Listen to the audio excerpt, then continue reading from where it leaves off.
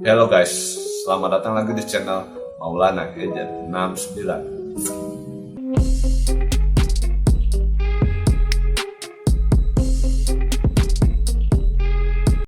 Subscribe buruan. Karena hari ini adalah hari Kamis, waktunya kita masuk ke dalam segmen cerita horor. Nah, gue masih bingung nih guys, untuk segmen kali ini kira-kira namanya apa ya guys ya? Tulis komen di bawah ya. Oke. Jadi, di video sebelumnya gue bercerita pengalaman horor gue waktu gue jadi ojol. Dan sekarang pengalaman horor yang akan gue ceritakan kali ini adalah pengalaman horor gue ketika gue bekerja di salah satu bank swasta. Oh iya, gue mau ngasih info ke kalian nih guys. Buat kalian yang pengen nyobain dimsum terenak se-Asia Pasifik ya guys ya, kalian bisa kunjungi Instagramnya di ma69.dimsum, atau nanti gue bakalan cantumin linknya di deskripsi, oke? Oke, tanpa berlama-lama lagi, kita langsung masuk aja ke ceritanya. Jadi di tahun 2016 sampai 2019 itu, gue sempat bekerja di salah satu bank swasta terbesar di Indonesia. Inisialnya adalah BCA. Oke. Jadi buat info dulu, selama di BCA itu, gue bekerja sebagai teller pooling. Artinya gue tuh masa tugasnya tuh 2 minggu. 2 minggu sekali pindah cabang. 2 minggu sekali pindah cabang. 2 minggu sekali pindah cabang.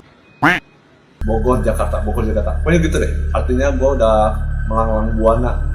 Jabodetabek tuh gue udah hatam lah. Dan waktu itu, ini di tahun terakhir gue di tahun 2019, gue tuh ditempatkan di salah satu cabang di daerah Jakarta Pusat, daerah Gajah Mada. Gue udah pernah beberapa kali ke cabang ini, jadi gue kenal sama orang-orang di situ. Dan ini adalah hari pertama gue, bukan hari pertama kesana, maksudnya hari pertama dari 2 minggu itu. Nah, buat info aja, gue tuh kalau berangkat kerja, karena gue rumahnya di Bogor ya guys ya, jadi gue tuh biasanya bawa motor, parkir di stasiun Bogor, terus naik kereta. Dan karena gue orangnya sangat gak enakan, sebenarnya bukan gak enakan sih, ini emang harus dilakukan oleh kalian semua ya guys ya.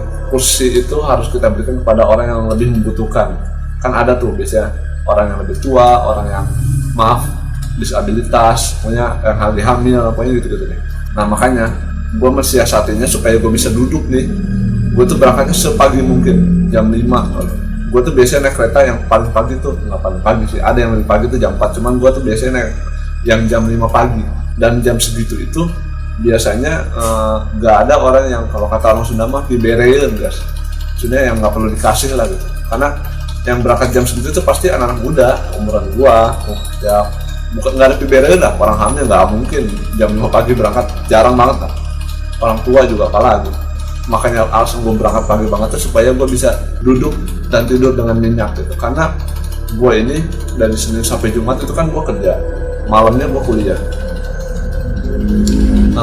Kalian bayangin nih, gue malamnya kuliah, nyampe Bogor jam 12 atau jam 1, jam 4 gue harus bangun lagi. Artinya gue cuma tidur 3 jam kan. Makanya gue mensiasatinya dengan cara tidur di kereta dan dengan bangun pagi supaya gue bisa tidur di kereta dengan nyaman tanpa khawatir ada orang yang perlu dikasih gitu. Karena saat itu jam segitu tuh nggak ada yang perlu dikasih.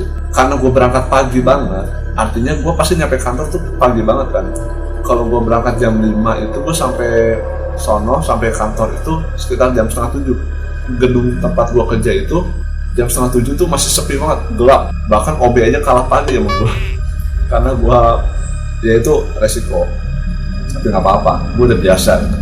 Waktu itu di hari pertama di 2 minggu itu, gue datang ke kantor, ya seperti biasa, kantor masih gelap, belum ada siapa-siapa, paling security doang jaga di luar.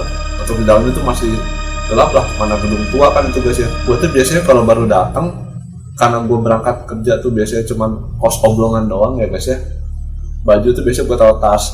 Jadi hal pertama atau tempat pertama yang gue datangi ketika nyampe kantor itu pasti ke toilet. Karena buat grooming dulu, kayak pakai baju, pakai dasi, rapi sisir rambut gitu lah, cuci muka. Dan waktu itu karena masih pagi banget, setengah 7 masih gelap tuh, gue naik ke lantai 2 karena kan tempat gue kerja tuh di lantai 2 ya guys ya. Gue jalan, nah posisi toilet itu di ujung guys. Itu koridor tuh masih gelap lah. Ya udah gue biasa aja jalan. Nah layoutnya tuh toilet kan di pojok nih, tapi satu pintu gitu guys. Habis itu dia bercabang. Kamar mandi cowok kanan, kamar mandi cewek kiri. Jadi otomatis kalau misalkan ada orang yang habis keluar dari toilet, entah itu cewek atau cowok, pasti ketemu nih papasan lah gitu. Dan saat itu gue berpapasan dengan temen gue yang gue udah kenal sebelumnya, karena kan gue udah pernah di cabang itu. Sebut aja namanya Karina ya. Ini udah gue samarin guys ya. Ya gue biasa dong kayak nyapa, halo pagi Mbak Karina, sorry, aduh berubah nama jadi kagum, pagi Mbak Rina gitu. Dia cuman senyum doang sambil nunduk gitu. Saat itu gue gak mikir apa-apa, jadi ya udah biasa aja gitu. Gue masuk, udah tuh nggak terjadi apa-apa, biasa dandan, cuci muka, pakai dasi, berak.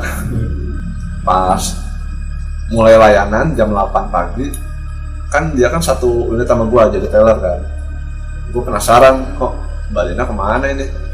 Mungkin dia ditempatin di ruangan prioritas. Nah, di BCA tuh ada ruangan prioritas gitu guys, untuk melayani nasabah-nasabah prioritas biasanya ruangannya khusus. Nah gue pikir tuh dari sono, makanya soalnya gue nggak lihat dari tadi, nggak ada nih Mbak Lina kemana. Ya udah, gue pas atasan gue lagi dekat sama gue gitu, bukan lagi dekat, maksudnya lagi nyamperin gue, lagi di dekat gue lah, gue nanya, Bu, Mbak Lina kemana? Dia di prioritas bukan? Enggak, Mbak Lina kan lagi sakit, dia habis operasi, belum sembuh, sekarang masih di rumah sakit. Terus gue mikir ya, gue nggak takut sih, gue tuh takutnya tuh kayak, iya amit-amit ya, itu tuh pertanda gitu loh, kayak ya ada apa ini, takutnya amit-amit Mbak Lina ada apa gitu ya. Tapi gue mikir kayak ini udah fix hantu sih, karena setelah gue inget-inget mukanya pucet guys. Jadi kayak saat itu gue nggak menyadari, mungkin menyadari cuman oh ya udahlah gitu, belum mikir yang aneh-aneh. Tapi pas gue inget-inget, oh iya, dia kok nyapa gue cuman senyum doang. Biasanya kan periang, dia tuh orangnya periang guys, Mbak Lina tuh. Kok cuman nunduk, senyum, nggak nyapa, dan mukanya tuh pucet. Yang gue inget tuh, baru gue inget tuh setelah si atasan gue ngomong itu, dia mukanya pucet ya guys ya. Terus saat itu gue berpikir kayak, ya ada apa ini? Tapi nggak lama alhamdulillahnya dia beberapa hari kemudian dia masuk dalam keadaan sehat gitu. Jadi saat itu gue berpikir kayak fix ini hantu sih, nggak mungkin Mbak Lina masuk cuman buat ketemu gue doang, nggak mungkin guys. Oke, jadi menurut kalian gimana ceritanya guys? Serem nggak? Menurut gue sih ya nggak serem sih. Gue nggak takut sih kalau misalkan hantu yang menyerupai gitu. Yang serem tuh hantu yang menyerupai tapi wujudnya serem, kayak matanya gitu, terus mukanya hancur, itu baru serem. Tapi kalau itu kan menyerupai temen gue, jadi ya udahlah. Ya kaget sih, kayak ya apaan sih gitu. Segala menyerupai.